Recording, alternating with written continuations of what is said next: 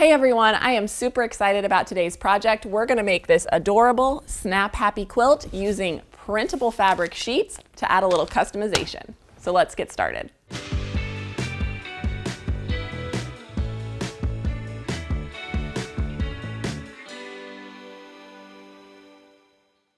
When I first saw this pattern, Snap Happy from Pen and Paper Patterns, I immediately fell in love with it. And when I had my two kiddos graduate from high school, I just thought it would be the perfect way to kind of celebrate this milestone in their life. And I could not be happier with how the first one of these quilts came together. So let me show you how to make one of these of your very own. So for the supplies, of course, you're going to want to pick up a copy of this pattern. And if you're not familiar with Lindsay's patterns, they're some of my favorite in the industry. She does an incredible job with laying out your cutting and sewing diagrams, worth absolutely every penny. And believe it or not, they're all traditionally pieced. Even this camera block here is actually traditionally pieced. So no paper piecing, super fun to make. So let's go ahead and flip to the back of the pattern here. We are making the throw size today. And so you have a couple options here. You can either grab 6 fat quarters, and that will make your camera and your photos, or you can do a combination of 5-inch squares and fat 8s. And so we actually put together a custom pack of 5-inch squares inspired by Lindsay's original quilt that you see here. So you can pick those up to save you some time on cutting. Then in addition to that, you need a yard of this cream color. That's gonna make all of our photo frames. You also need 1 5/8 yards of your background, 3 3/8 yards of your backing, and 5/8 of a yard for your binding. In addition to that, I added these super cute, family photos to my project. So grab a pack of these June Taylor Color Fast Sew In fabric sheets, and a 5-inch square ruler would also come in handy. So let's get going. Okay, so first up, you're going to get your printable fabric sheets and your inkjet printer ready to go. And I went ahead and made collages of my photos. And honestly, this part was the most fun. Going back through all of those family photos and remembering all those sweet memories with all my kiddos, I just absolutely loved it. To get the most bang for your buck, you want to print 2 to a page, and that will give you enough space to fussy cut with your square ruler, your 5-inch square. And make sure you get your photos centered up the way that you want. And so let's go ahead and cut these. I'm gonna cut them in half just because I don't wanna run the risk of accidentally trimming into the other photo. And so let's square this one up here. And I really liked having this ruler that I could see through that was exactly the right size. It just made it super easy, to know I was gonna be happy with my squares once they were cut. And so then we'll just trim this down to 5. Just like so.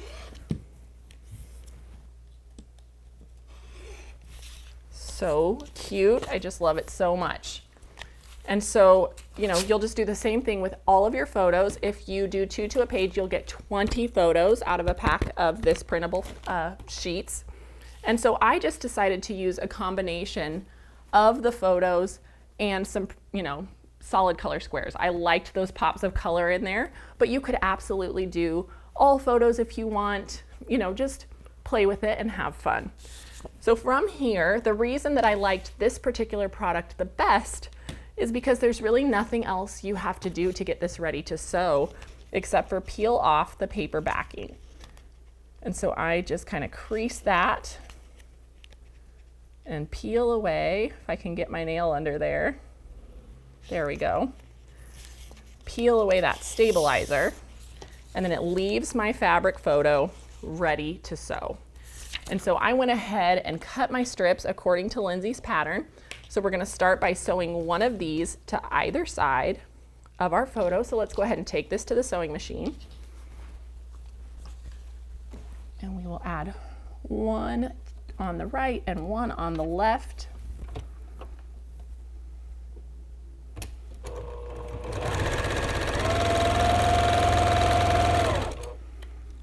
Let's turn this around.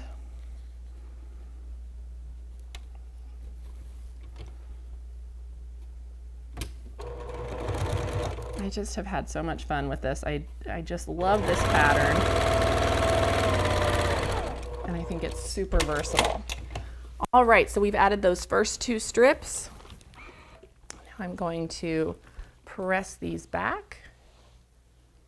Just roll them away from the photo.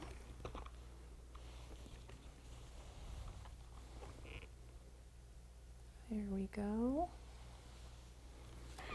And now we'll add our other skinny strip to the top and this wider strip to the bottom. And that's how easy it is to make these adorable Polaroid photo blocks. So let's go ahead and add this now.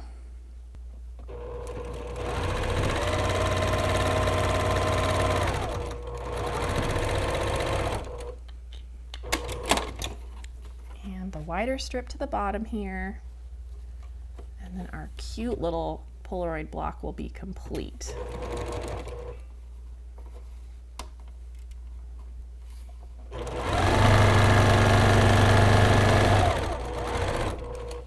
Okay, let's give this a press.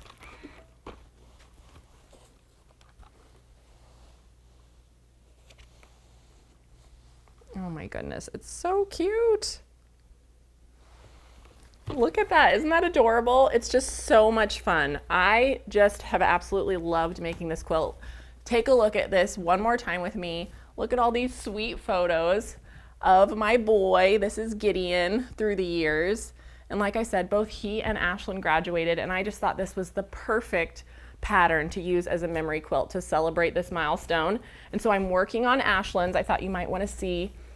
It was so fun to customize the colors and just make this unique to them. So here's Ashlyn's camera block. So cute. I've got a bunch of her photos ready to go into the quilt as well. And so let's just talk a little bit about layout. So one of the things I liked about this quilt is you can kind of mix up where you want to put the camera. So you can see I put Gideon's up in the top and Lindsay's it's down in the bottom. So, you know, just have fun with it. And then I just kind of alternated between these photo blocks and these solid color blocks that I put in. And so you'll see here, I popped in a solid one and a photo and just alternated between the two. And I've got some different colors in here just to really mix it up. And of course you'll come in and you'll add your sashing in between these, but they're just so cute and so much fun. I just really loved making this project. And so I hope you guys will give it a try because it has just been an absolute blast. And I think my kids are going to love, you know, having something that really celebrates them and this accomplishment in their life. I do have one more little trick that I wanted to share with you, which I think is a super fun idea. So I made an extra photo block that I'm going to use for the label on the back of this quilt. And so what I have is that finished block, and then I cut a piece of my interfacing to the exact same size. And so this is a single side fusible, and I'm going to put the bumpy side toward the photo and match those up exactly. And we're going to sew all the way around, leaving about a 2-inch opening so that I can turn this right sides out. So let's go ahead and do that. And I am going to back stitch. We want to make sure everything's nice and straight.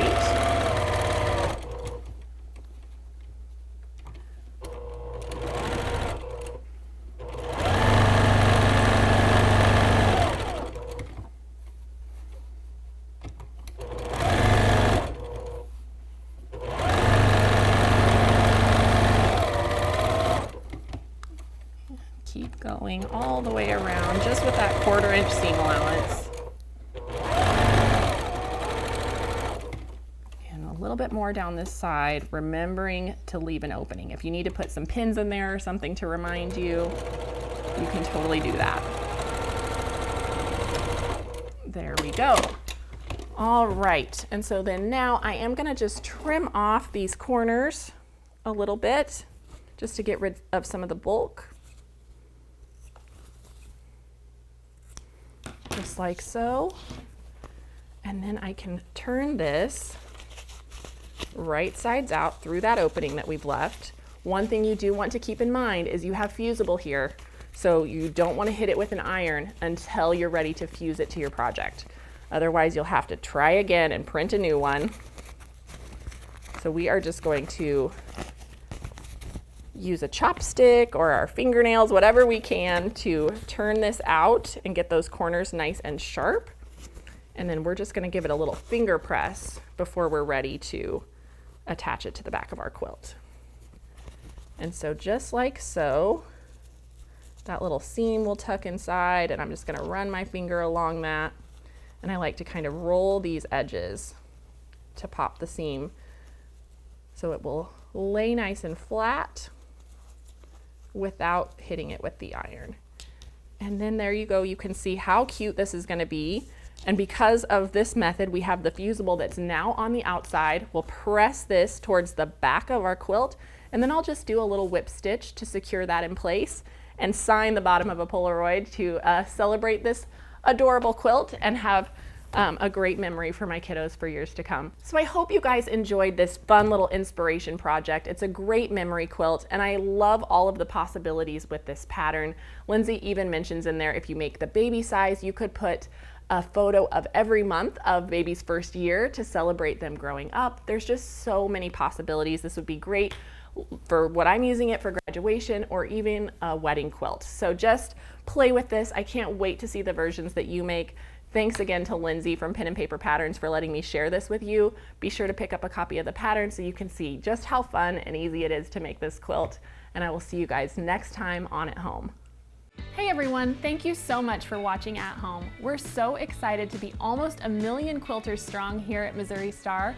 And so if you haven't already joined our family, be sure to subscribe and hit that notification bell so you can be notified of all of our future tutorials. And we'll see you soon.